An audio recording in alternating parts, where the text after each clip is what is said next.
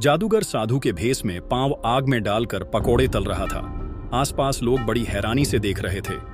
लोग उस साधु से पूछते, ये आप कैसे करते हैं?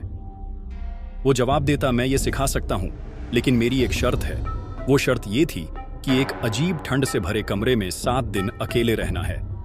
अगर 7 दिन बाद कोई जिंदा निकल आया तो वो उसे सब कुछ सिखाएगा, जिससे वो जितना चाहे पैसा कमा सकता है। लेकिन ठंड की वजह से कोई भी एक रात भी जिंदा नहीं बचता।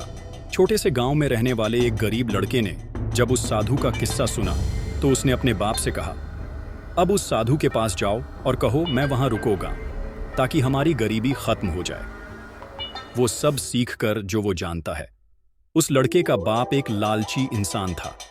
वो फौरन साधु के पास गया और अपने बेटे को 7 दिन के लिए उस ठंडे रूम में रहने के लिए छोड़ आया, जहां कोई एक रात भी जिंदा नहीं रहता था। लड़का जब उस ठंडे रूम में दाखिल हुआ तो उसने देखा वहां एक कुर्सी पड़ी हुई है बैठने के लिए। जब रात हुई तो ठंड बहुत ज्यादा बढ़ने लगी और उस लड़के को लगा जैसे उसका जिस्म अकड़ रहा है। उसने जल्दी से कुर्सी उठाई और उसके साथ कसरत करने लगा, ताकि जिस्म गर्म रहे और वो मर न जाए। उस साधु की लड़की को पता चला कि आज फिर से कोई लड़का मरने के लिए आया है और उसका बाप अपने जादू के लिए उसकी भी बलि चढ़ा देगा। साधु की लड़की ने उस गरीब लड़के की जान बचाने का सोचा और उसे उस कमरे से निकालकर किसी और कमरे में छुपा दिया।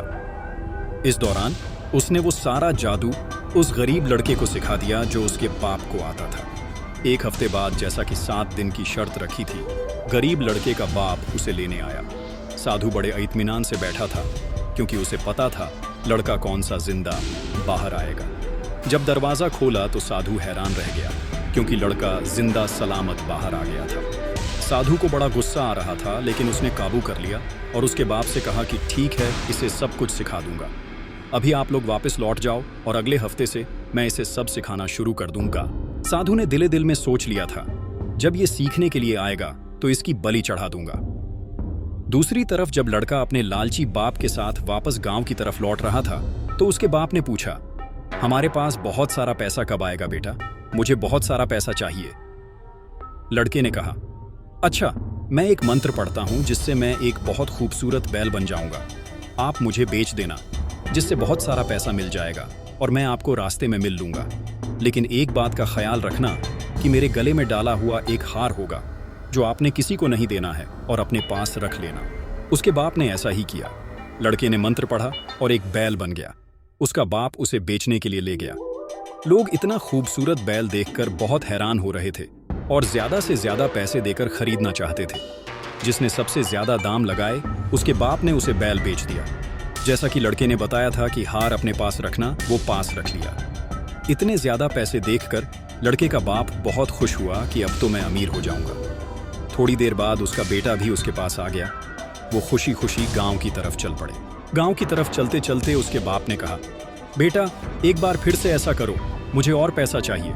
लड़का बोला, ये पैसा बहुत ज्यादा है। लेकिन उसका बाप जिद करने लगा तो लड़के ने कहा, ठीक है, बस एक और बार मैं ऐसा करूंगा, और हाँ, मेरा हार मत देना उसे। उसका लालची बाप बोला, ठीक है। फिर से वही सब हुआ और उसकी सोच से भी ज्यादा पैसे आ गए थे।